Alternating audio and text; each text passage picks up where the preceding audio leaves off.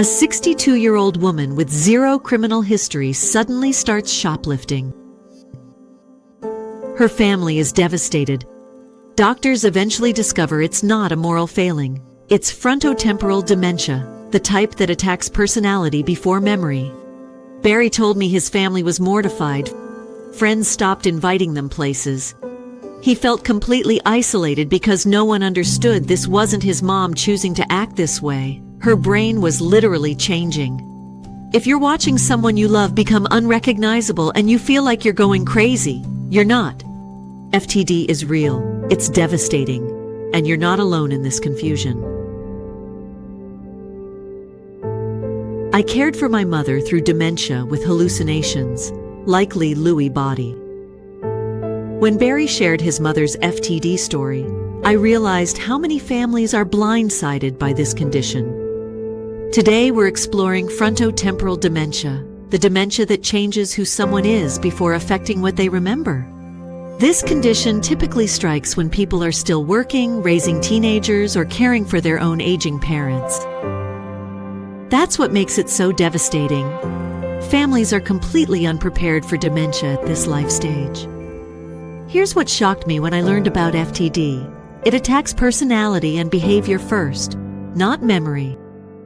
Imagine watching someone you've known for decades suddenly become a different person, while their memory remains largely intact. FTD shows up in different ways. Some families see dramatic personality changes, like Barry's mom shoplifting. Others notice their loved ones struggling to find words or speak clearly. And some see physical symptoms that look like Parkinson's. Your doctor can help identify which pattern fits your situation. Barry shared something that perfectly captures FTD's impact. My mother, who raised me to say please and thank you, started making crude comments in public. The shame I felt, until I understood it was her brain, not her heart. That's FTD. Impulse control vanishes in someone with zero history of these behaviors. This is why FTD devastates families differently than other dementias. The person looks the same, but their judgment, empathy, and social awareness can disappear almost overnight. You are not losing their memory first. You're losing who they fundamentally are as a person. Understanding this difference is crucial, because the behavioral changes in FTD are unlike anything most families expect from dementia. Let me show you what I mean. Before we dive into what FTD looks like, let me clarify how it's different from Alzheimer's, because this confusion is exactly why families struggle to get proper diagnosis. FTD typically hits people between 45 to 65, while Alzheimer's usually starts after 70. This age difference creates unique challenges that older dementia families don't face. Job loss and income disruption when you're supposed to be in your peak earning years, with kids still living at home who need support. And social isolation because you're younger than most people in dementia support groups. FTD families notice behavior and personality changes first, while Alzheimer's families see memory loss early on. This symptom difference is exactly why FTD gets mistaken for psychiatric problems instead of dementia. Doctors see behavioral changes in a 60-year-old and think depression or bipolar disorder, not brain disease. FTD often progresses faster than Alzheimer's, especially the behavioral changes, where Alzheimer's might develop gradually over several years. FTD families often see dramatic personality shifts within months to a couple of years. That rapid change is why families feel so blindsided and unprepared. Understanding these distinctions can give you all the language you need when advocating for proper evaluation. Now let me show you exactly what behavioral variant FTD looks like in real families, because recognizing these specific signs is what gets you that proper evaluation in the first place. The behavioral changes in FTD are unlike anything most families expect from dementia. These aren't subtle shifts. They're dramatic personality transformations that can feel like losing someone while they're still physically present. One pattern keeps coming up. The person who always noticed when you were upset suddenly seems cold. They make cruel comments and don't understand why you're hurt. Someone who was always considerate might start laughing at inappropriate times or show no emotional response to serious situations that would normally move them. If friends are telling you they're just being mean or set boundaries, those people don't understand FTD. You can't set boundaries with brain damage. The isolation of watching this happen while others judge you is crushing. And the behavioral changes don't stop there. Impulsive behaviors that seem impossible to believe. This includes inappropriate sexual behavior, overspending, dangerous driving decisions, or sudden criminal acts like Barry's mother's shoplifting. These aren't choices. The part of the brain that controls impulses is literally deteriorating. What makes this particularly heartbreaking is that memory often remains relatively intact during these changes. Your loved one might remember your birthday perfectly, but be unable to understand why their behavior upsets you. They can recall detailed events from years ago, but can't grasp basic social rules anymore. This preservation of memory, while losing behavioral control, creates a unique form of grief for families, mourning someone who's still physically present but fundamentally changed. You're not losing their memory first, you're losing who they fundamentally are as a person. That grief is made worse by how long it takes to get answers. Research shows FTD diagnosis often takes 3 to 4 years. Barry's family waited nearly 4 years for his mother's diagnosis. This delay isn't just inconvenient, it's devastating for families who spend years wondering what's wrong. Initially, FTD looks exactly like depression, bipolar disorder, or what people dismiss as a midlife crisis. When someone in their 50s or early 60s starts acting impulsively or showing personality changes, most people, including doctors, don't immediately think dementia. Barry experienced this firsthand when friends told him his mom was just being difficult. She's only 62, it can't be dementia. This age dismissal explains why misdiagnosis happens so often. We simply don't expect dementia in younger people. Memory seems fine early on, which throws everyone off track. We're conditioned to think dementia equals memory loss. So when someone can remember conversations, appointments, and details perfectly, dementia isn't considered. This is probably the biggest misconception that delays FTD diagnosis.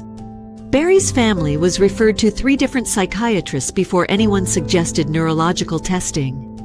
The same frustrating cycle, treatments that don't work because the root cause is neurological, not psychiatric. Meanwhile, the brain damage progresses, making the person's condition worse and family dynamics more strained. If you've spent years thinking you're overreacting or that you're a bad caregiver because nothing you try works, that's not on you. Misdiagnosis is common with FTD, and the confusion you're feeling is completely valid. So, what do you actually do with this information? Let me give you the specific action steps that helped Barry's family and can help yours. First, find a neurologist with specific FTD experience, not just general dementia knowledge. When you talk to your doctor, try asking, what neurological tests can rule out frontotemporal dementia? Or, should we see a neurologist who specializes in younger-onset dementia? Or, are there behavioral patterns that suggest FTD versus other types? Those specific questions helped Barry's family finally get the right referrals after years of psychiatric evaluations. Behavioral management becomes crucial, but traditional approaches don't work. Reasoning with someone who has FTD is usually futile because the part of their brain that processes logic is damaged. Instead, focus on redirection. If they're fixated on leaving the house repeatedly, try redirecting to a different activity rather than explaining why they can't go. If they're eating the same meal obsessively, provide that meal but gradually introduce small variations rather than forcing change. If they're making inappropriate comments in public, gently guide them away from the situation rather than trying to explain why their behavior is wrong. Remember, these behavioral changes aren't personal attacks on you or your family, they're symptoms of brain damage. Understanding this can help reduce your emotional pain and guilt. Seek FTD-specific support groups, general dementia support groups, while well-meaning, often can't relate to the unique challenges of younger-onset dementia. The Association for Frontotemporal Degeneration, AFTD, is your lifeline here. They have free support groups specifically for FTD families, educational webinars, and caregiver resources that actually understand what you're dealing with. I'll link their directory in the description. If you're seeing impulsive behaviors like Barry's mother's shoplifting, don't wait. Secure credit cards, car keys, and valuables now. Some families need to install security systems or GPS tracking devices much earlier than they would with Alzheimer's, because FTD impulsivity can escalate quickly. Some FTD families reach a point where home care becomes unsafe because of impulsive or aggressive behaviors. If you're facing that decision, know this: choosing specialized memory care isn't giving up on your loved one. It's recognizing when their needs exceed what you can safely provide at home. That guilt is real. You might feel like you're abandoning them. But safety has to come first for them and for you. Professional respite care, counseling, and specialized memory care aren't luxuries when you're managing impulsive, sometimes shocking behaviors around the clock. They're necessities. You can still be their advocate and visit regularly, but you don't have to sacrifice your own safety or mental health to prove your love. Barry shared something that kept him going. The person you knew may seem gone, but they're still there. Finding moments of connection, even just holding hands, saved me from complete despair. These practical steps won't make FTD easy, but they will help you feel less helpless and more prepared for what's ahead. FTD is the dementia no one talks about, but thousands of families are living it right now. If you recognize these signs in someone you love, you're not alone in this journey. Getting an accurate diagnosis is the first step toward understanding what you're facing. Use those doctor questions we covered. Don't let behavioral changes get dismissed as depression without proper neurological evaluation. I've put together free resources specifically for dementia caregivers, including safety checklists you can use today. Grab them in the description below before your next doctor's appointment. If you're recognizing these signs in someone you love, subscribe now so you don't miss the next video on FTD caregiving strategies. You'll get practical advice from someone who's lived this journey. No medical jargon, just real support from a family caregiver who understands. Share your own experiences in the comments below. Are you seeing these behavioral changes in your loved one? Have you struggled to get doctors to take it seriously? Your story helps other families feel less alone, and I read every comment. Whether you're just starting to see these signs, or you've been on this journey for years, this community is here for you. Remember, seeking help and information doesn't make you weak. It makes you a better caregiver and advocate for your loved one. You're not alone in this, and you're doing better than you think. If you need help talking to doctors about dementia, watch this video next. And if you're dealing with caregiver burnout, this one will help. I'll see you there.